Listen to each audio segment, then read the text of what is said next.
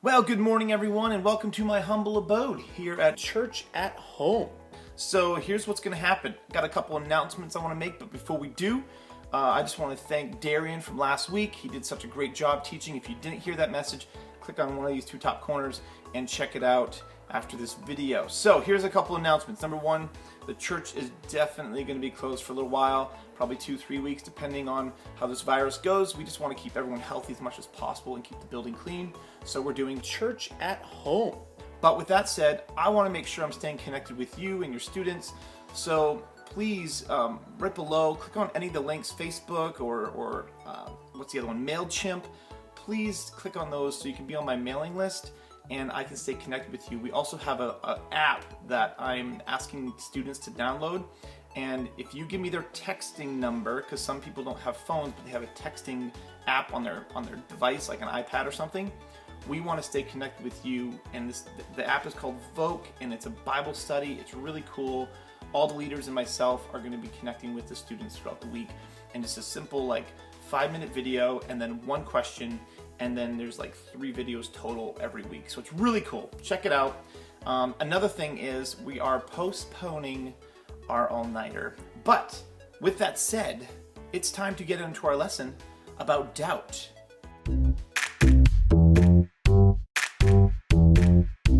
So last week we learned that God doesn't answer the questions the way we really want to, and or we wish He would. But today we're going to go with something a little bit different.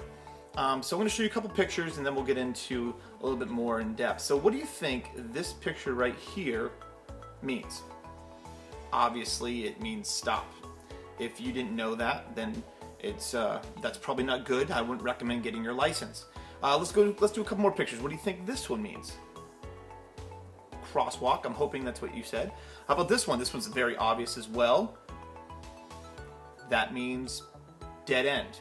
Probably should turn around before you keep going any further, or you might end up doing what I did and drive 2 miles down the road and then turning around. That's embarrassing, especially when you have a car full of people and it's a dirt road.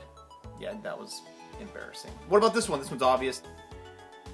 Yeah, it means interstate. Interstate 5, in this case. Now here's a couple that you might not know what they are. So what do you think this one means? I saw this sign and I was kind of I have no clue. 2 swords crossed over each other. I'm thinking, is it a burial ground? I don't understand. It actually means battlefield. It's like a historical thing, or if you're going to visit somewhere, it just means this is where battle happened. Now this one, if anyone gets this, I'll be amazed. What does this mean? It actually means stop in another country. It's a hand with a triangle on it. It doesn't even look like stop, but that's what it is. So you're probably going to ask yourself, Pastor Steve, what does this have to do with anything that you're going to be teaching about today? Well, here's what's cool. So some of those signs were very self-explanatory. Stop means stop, and you know exactly what direction you're supposed to go. And then there's other signs there that were kind of questionable, I'm not really sure what that means, the double swords or the triangle with a hand in it. Yeah, I'm not sure what to do. Well, those signs are also kind of an indication of what our lives can look like. For instance, there's some moments where I just know for sure I am hearing God's voice and that's what I'm supposed to do. And then there's other times where I'm not 100% sure if that was God's voice. And so then I have to start asking questions and maybe getting some advice from other people, which then brings me to our main point this week. Getting advice from godly people and helping us figure out what we're supposed to do with our lives. So here's a couple things that I'm going to ask and see if you know. Who knows what job you're going to have in 10 years? Who here knows exactly who you're going to marry? Who here knows how many children you're going to have? Who knows where they're going to live? Who here knows where you're going to retire when you're 60 or 70 years old? That's so far away. And even forget all that stuff, just think of this. Who here knows where they're going to be going to college next year or 2 years from now? Whew, that's a pretty big decision. So with all those questions, we obviously have hopes and goals that we're shooting for. I mean, I remember when I bought my house, I knew exactly what I wanted. I knew exactly how it should look. And we showed up at the house and I drove in, I'm thinking to myself, what a dump. I don't want to want to live there. It was gross looking on the outside, but when I walked in, it was exactly what I would hope for and was dreaming about, and it was almost like confirmation in that moment. But what if I make the wrong decision? Ooh. I mean, we all have free will. We all make our own decisions. And what if I made the wrong decision? What if I bought the wrong house? The house that God was like, this is the one for you, but then I just passed it by because I didn't check it out, or I didn't ask him, or got advice from people. You know, it's crazy, but that's something that happens all the time for people like you and me. And so we have to decide, what's our next step? God, what are we supposed to do? And so I have a video, a YouTube video that I'm going to play, and I'm actually going to play it with you. It's kind of a cool game. It's on YouTube, and it's called Can You Escape the Room? And so what I'm going to do is I'm going to record my screen. You guys can play along with me, and you can even play by yourself after, but once I do it once, you're not going to want to do it again. So check it out. Let's go ahead and go to the video. So here's a guy in a room trying to figure out, how do I get out? There's a camera up here in the left corner. There's this little speaker here, and then the guy, just stick figure, I guess. And there's a door, and there's a window, or maybe a chalkboard. I don't really know, but we're going to play it together for the first time ever and see what happens. So play. Nice music. Where am I? He asks. Nice. You'll never escape the room. We'll close out of that. But I will enjoy watching you try. Okay. How can I get out of here? I'm gonna, okay, it gives us some options. So try the door, try climbing out the window, yell for help, or do nothing. I'm gonna say, let's just go for the door. Yeah, I guess we should try the door. Of course, why not? I mean, the worst it could happen, be locked, I guess. Oh, or electricity. So that didn't work out. Bad decision. Oh, well, what a shocker. Turn on that's nice. I love it. So, I guess let's play again. You know what? I'm not going to go through that whole process again. Let's just jump to here. Let's climb out the window, or let's yell for help. So, you want me to yell for help? Yes, that's exactly what I want to do. Oh, he doesn't have a mouth. You don't realize I don't have a mouth. I called it. So, bad decision. Let's try something else. Oh, wait. What's the matter? Giving up already? No, we don't have a mouth. Oh, we need to be really thinking about the order to getting out of here. Okay, so let's try something else. Climb out a window, I guess? Oh, good thinking. It's already open and everything, so let's do it. I thought that was a chalkboard, actually, but that's okay. Seems odd that he left the window open. Yeah, that doesn't, perhaps an oversight. Oh, another bad decision. That's horrible. Okay, so try again. So I guess let's try doing nothing and see what happens. Oh, I think I should just sit here and do nothing? Yes, that's exactly what I want you to do. That seems...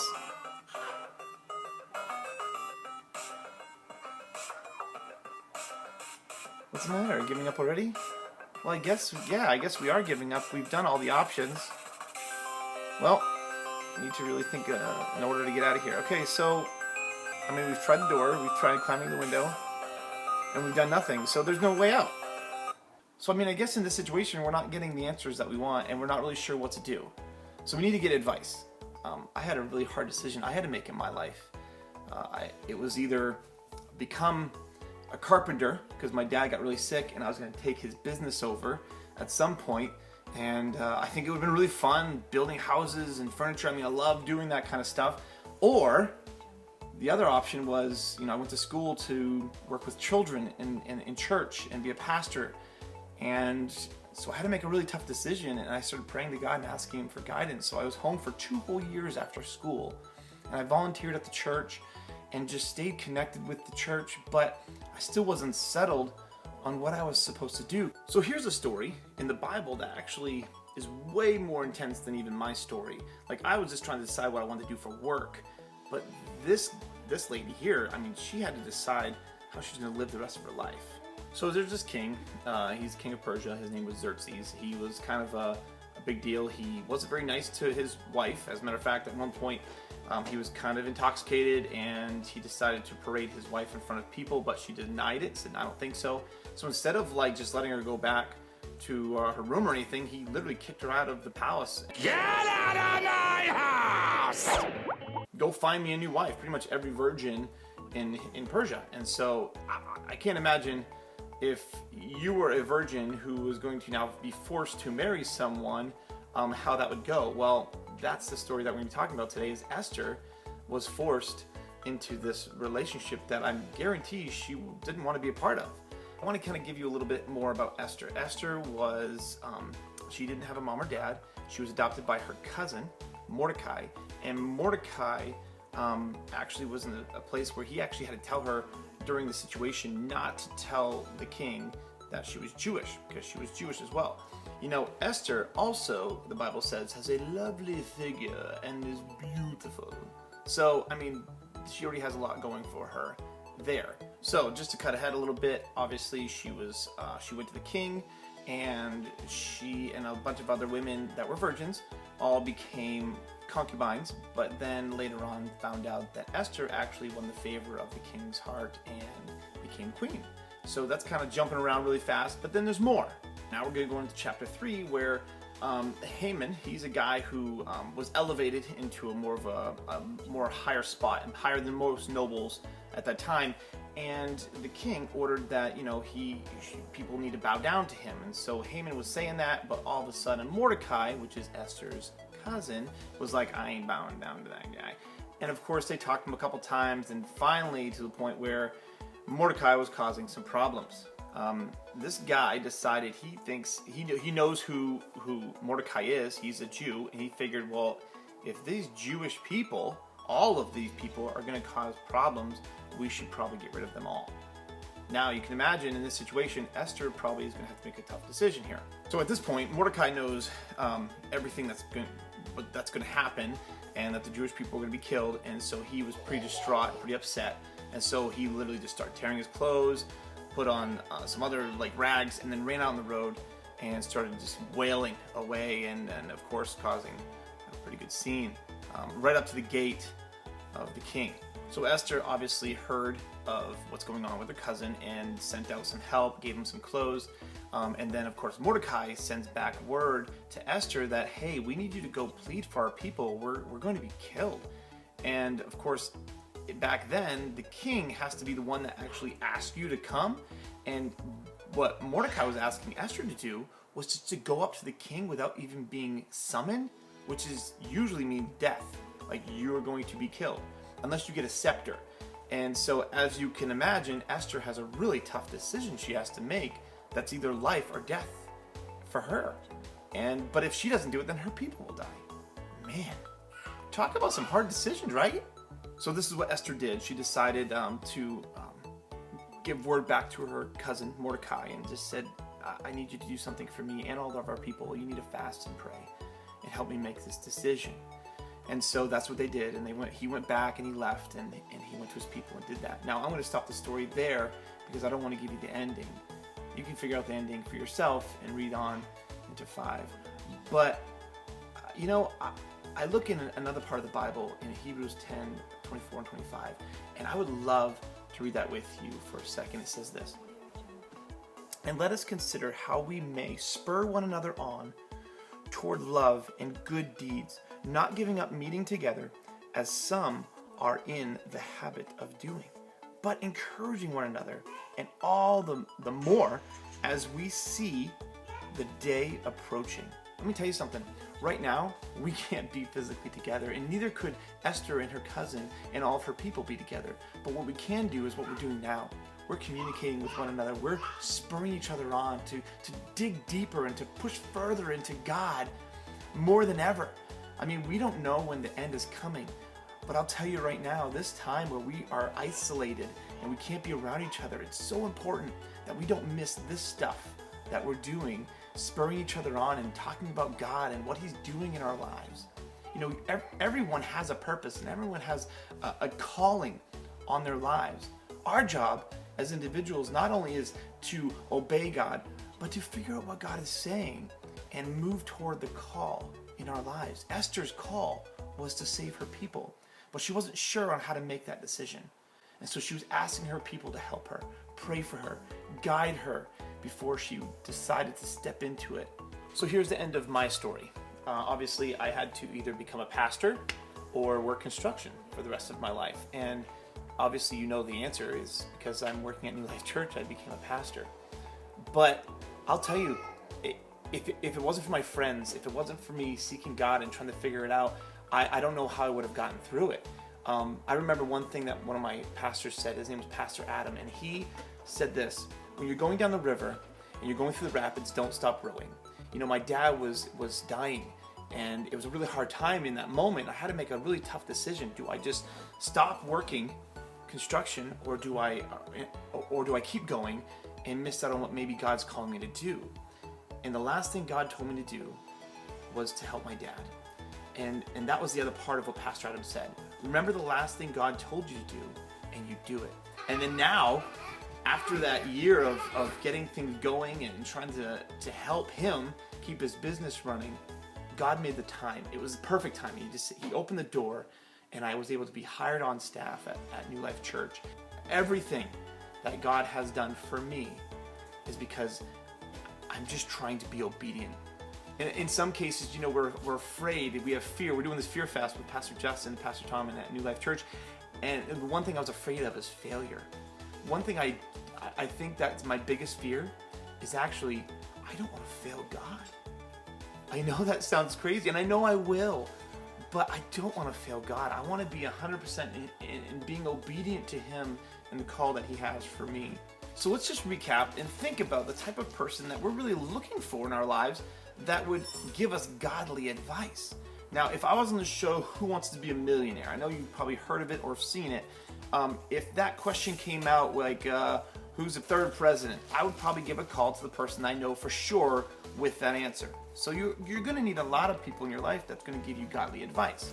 And so I have a list of people that you could be thinking about this week on that you can look toward to give you godly advice. Number one, you need someone like a cheerleader. Someone that's going to get you excited about what you're doing. I say it's like who you can always trust to give you a pep talk. That's kind of the cheerleader person I'm thinking about. Another person is this, a coach. Someone who knows your goal and they're helping you get to that goal.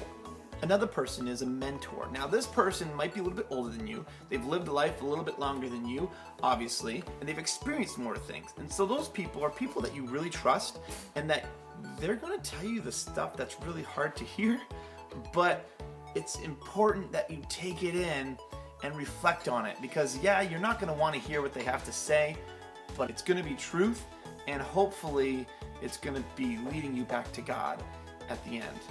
Another person I think is very important for you to have in your life is a pastor. Now, I'm not saying they have to have the title pastor, but what I mean is that it's someone who is building you and encouraging you in your faith, helping you develop and go deeper in your relationship with God. I think that's important to be thinking about. Another person would be a confidant.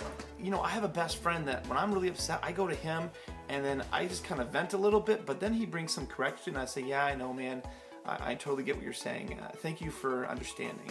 That's a confidant, someone that just knows your deepest, darkest secrets, the feelings that you have all the time. Even though your feelings may be legit, it doesn't mean you're going to act on those things. It just means this is how I'm feeling, but this is how I really am. And last but not least, you really need someone who's praying for you. That one person, 2, 3, 4, 50, I don't care how many, but you can just call them up and say, hey, can you just pray for me? This is where I'm at right now, and I need to make a decision, kind of like what Esther did. I need to pray and fast, and that's so important to have in your life. There's no better support at the end of the day than people praying for you, because that way God is on your side. Well, there we go. We did it. We got through another week about doubt. When you doubt your life and what you're supposed to do with it, find godly advice. So let's just talk about all 4 weeks really quick. I'm going to read them off. Number 1, You're not alone on your questions. We all have questions. We all need them answered. And when you have questions, ask them, because it's going to build your faith. It's going to grow you closer to God. Number 2, the second week, God doesn't shame us for our questions. He doesn't shame us when we're trying to figure things out. As a matter of fact, he wants us to ask questions about him and why he does the things that he does. Number 3, we learned last week from Darian, our questions don't always get answered the way that we want them to. It happens all the time. God is way bigger than us. He knows all, and he knows what's best for us. And today we learned that it's important to have people that we can ask that will give us godly advice when we don't know what our outcome of life is going to be or the decisions we need to make. Thank you for listening, and have a good